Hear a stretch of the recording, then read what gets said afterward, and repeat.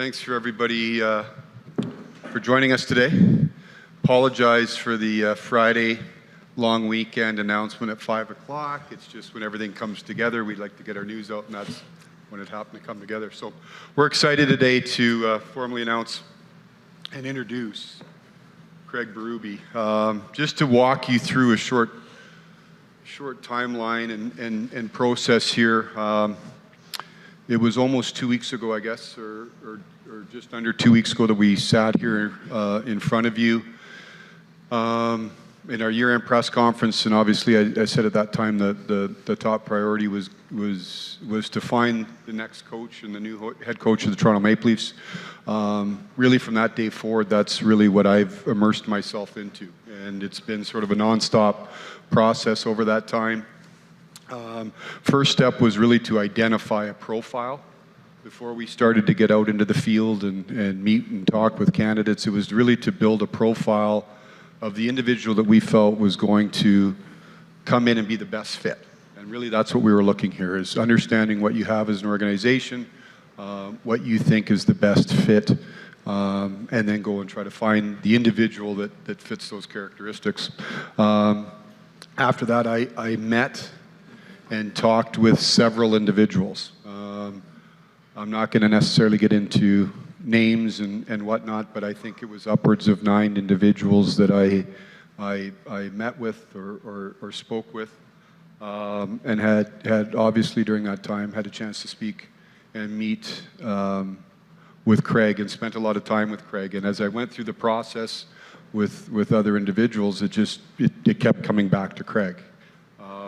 And for a number of things, when I look at, I look at Craig's background. Number one is his playing career. He's touched every step on the ladder in terms of where he sits now as a head coach in the NHL. Was a player, longtime player, 1,000 games in the league, assistant coach, head coach in the American Hockey League, an assistant coach in the National Hockey League, and then ultimately a head coach in the National Hockey League. I look at Craig as a longtime organizational man in the Philadelphia Flyers organization.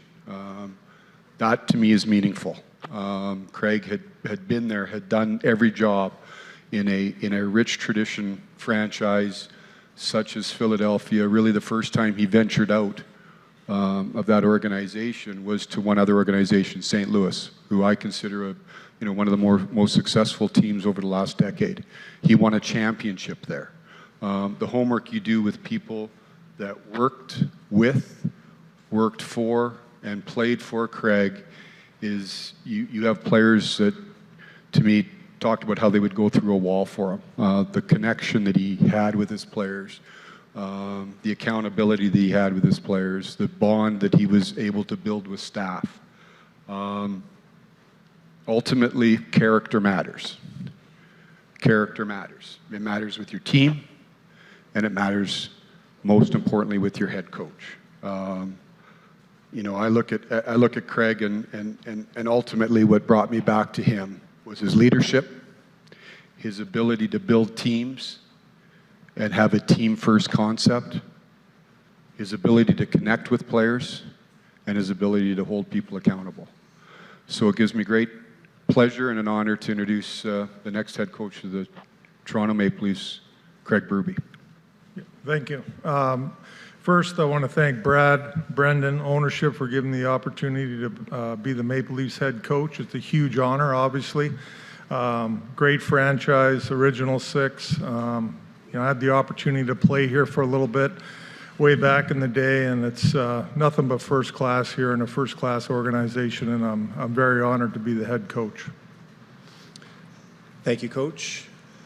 Please raise your hand for a question. We'll start with Kevin McGran here.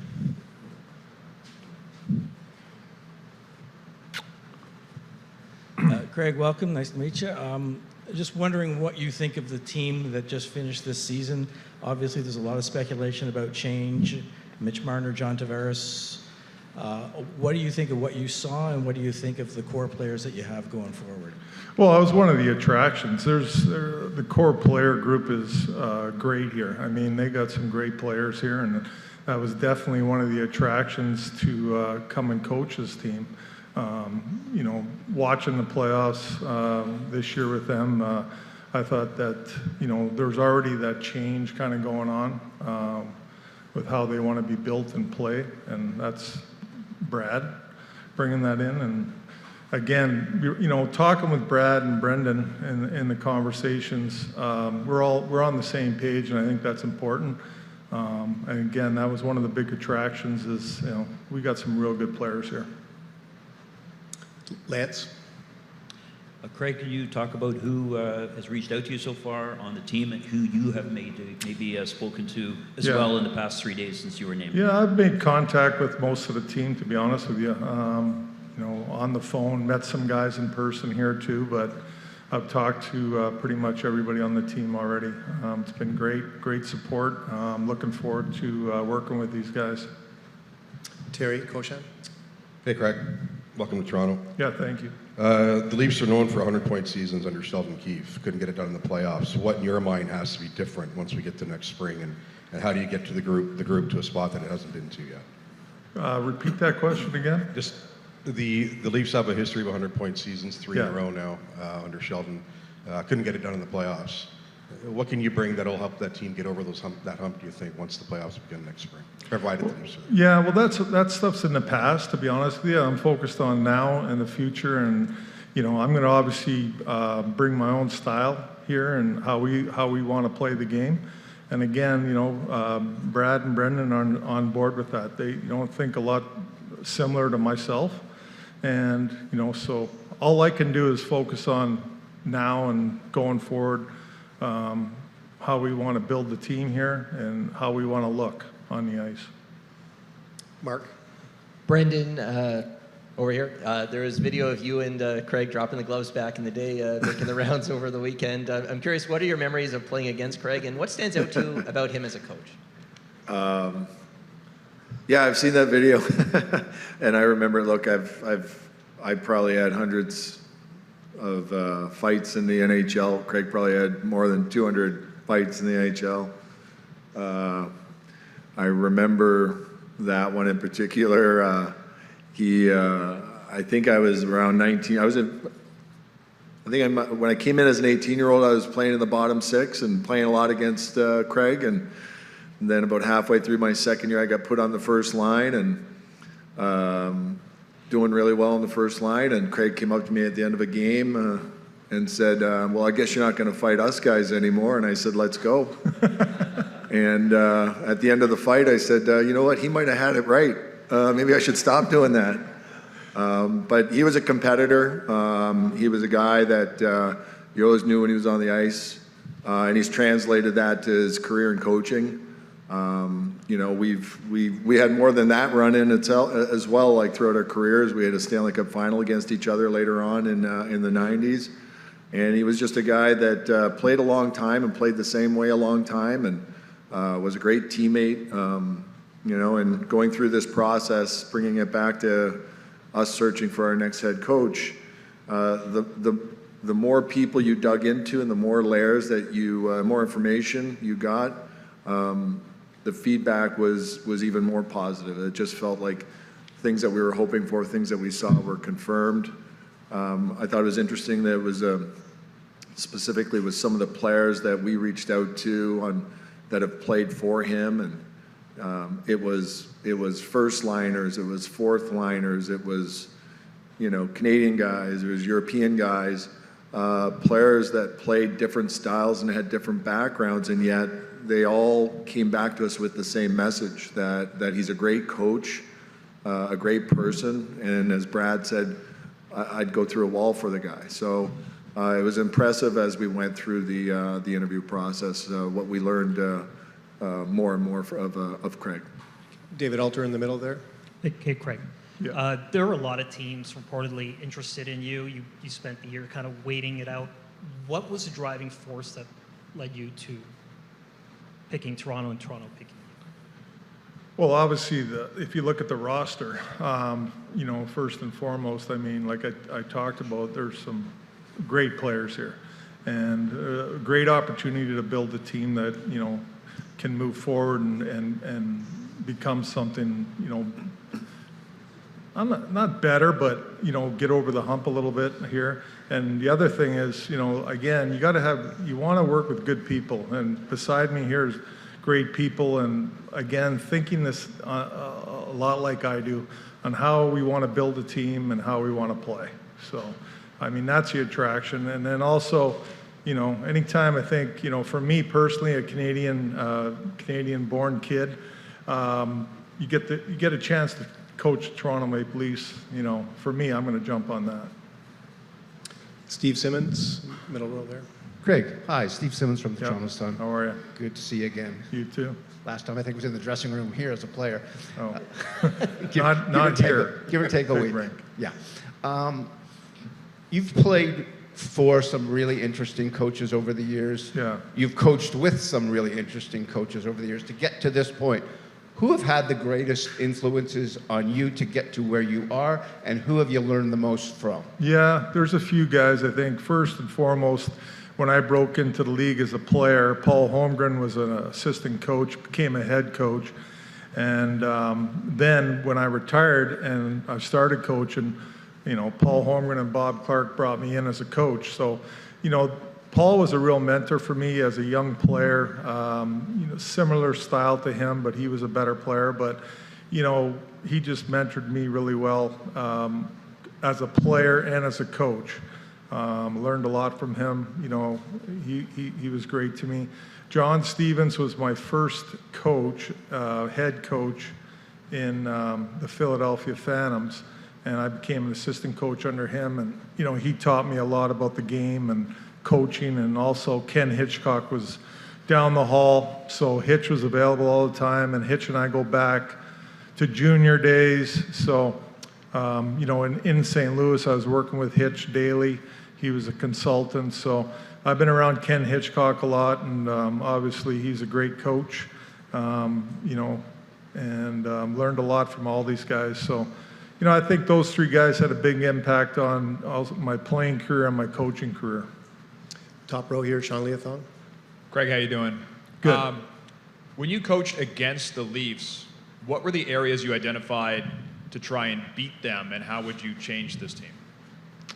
Well, first, I think, when you're playing the Toronto Maple Leafs, you look at some of the high-end talent they have, and you got to do a good job of shutting those guys down and making sure that, they're a priority for sure. Obviously, the power play, being disciplined, not taking penalties, things like that. And, it didn't, when we were playing the Leafs, I was more focused on our team and playing our style of game. But obviously, like I talk about, there's some great players here that you got to be aware of out there for sure. We'll go front row, Rosie DiMano. Hi, Craig. Hi. Welcome. Teams often take on the character of their coach. Yeah.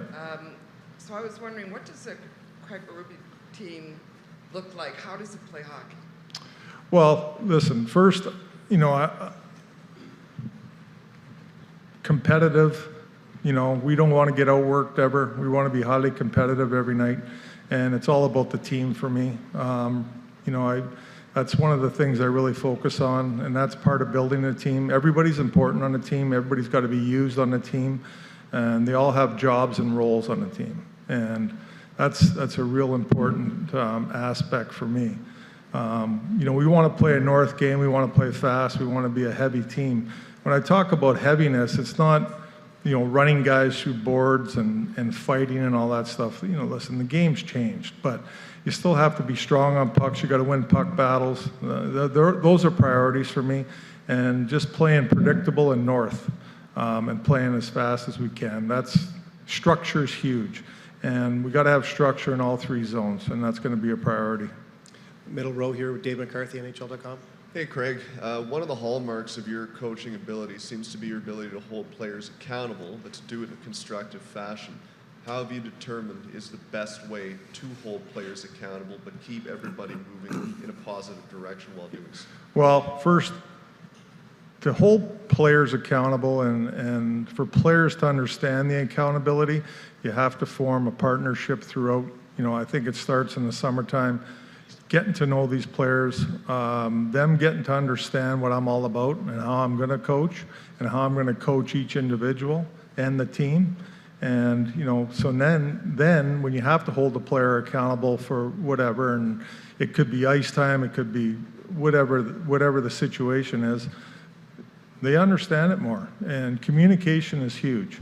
And I think one of my strengths is I'm a great communicator with my players. They know where they stand.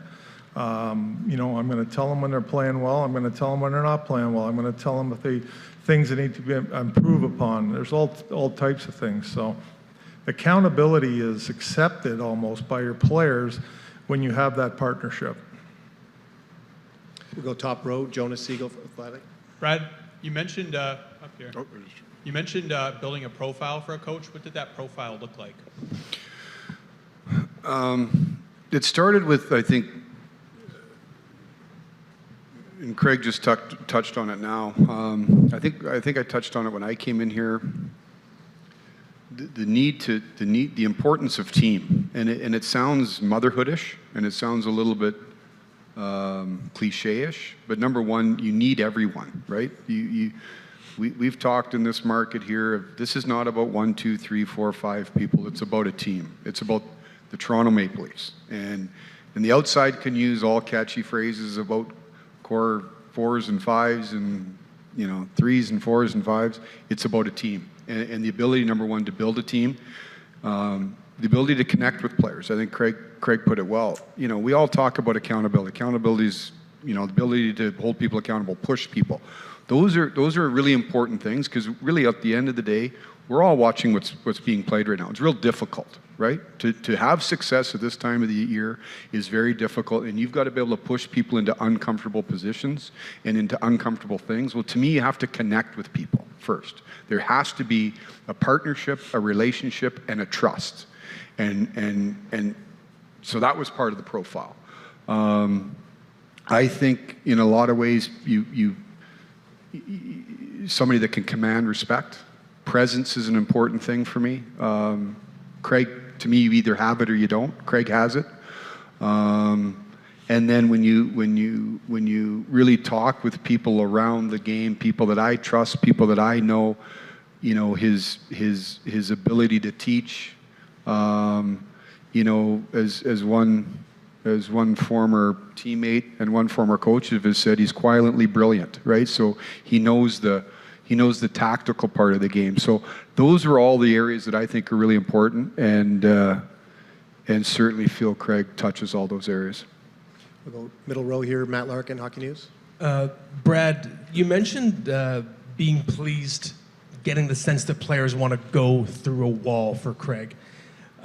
Just to tie that to the motivation of this team in crunch time in previous runs and this year specifically, do you think motivation or the lack of it in key moments was a problem? And is that one of the main reasons why Craig is here now?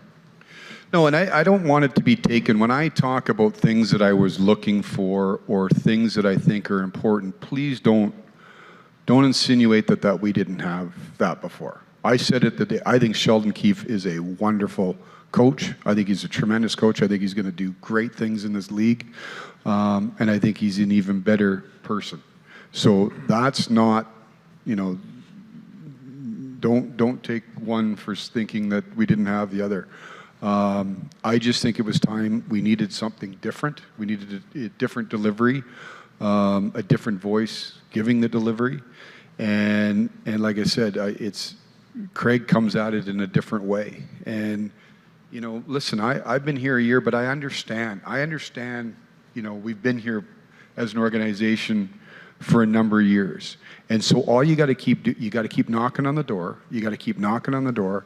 And to me, you find every different avenue, whether it be from a coaching standpoint, player personnel, tactical, every other way to push through that door.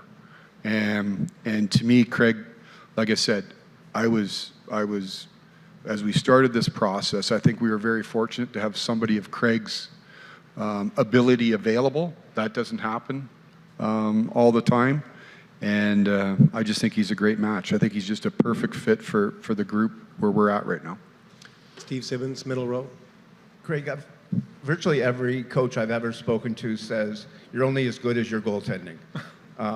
That said, who is and what is your goaltending? Well, that's something that Brad, myself, Brendan are going to discuss, and we're going to look at all areas, and that's not for today.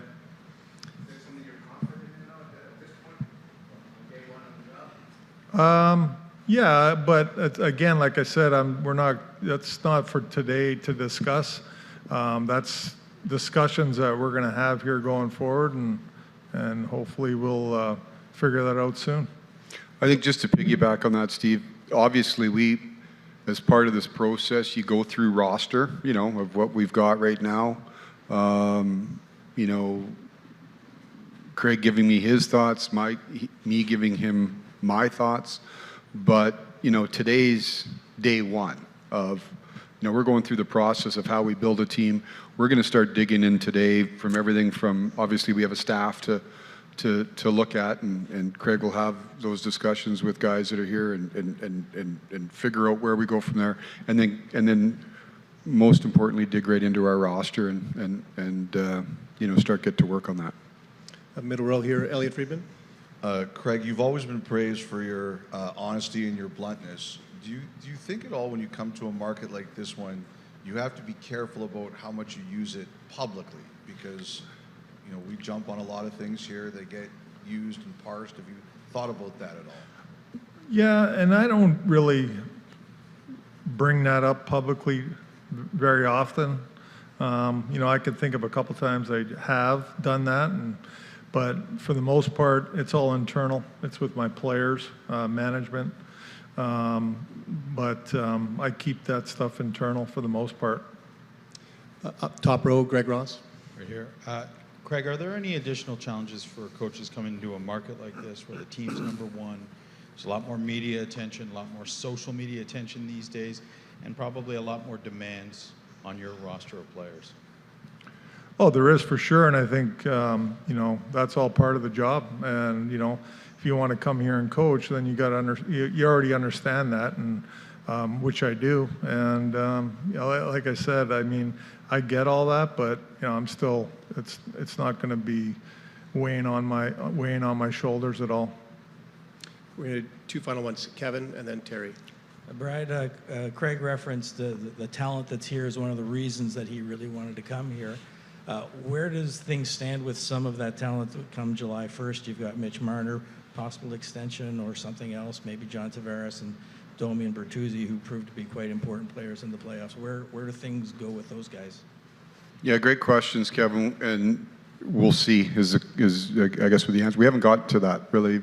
From the day I last saw all of his, I went to work on the coaching search, and that file has been all encompassing until this past weekend. We've got our amateur scouts in town. We're going through our amateur scouting meetings, yesterday, today, tomorrow. We've got our pro scouting meetings beginning at the end of the week.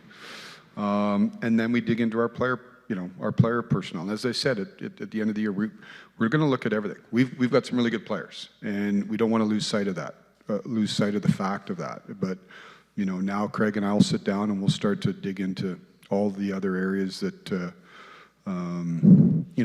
roster, construction, all those types of things, and we've got a busy summer ahead. Last question here, Terry. Hey, Craig, what are your plans for the rest of your staff now going forward? Well, again, that's stuff we got to talk about. We're going to look at all the areas. I know there's coaches here already. One that I worked with before, but we got to discuss all that stuff with Brad and Brendan. All right, thank you, gentlemen. Thanks, everybody. We're going to just take a moment here to pose for a photo.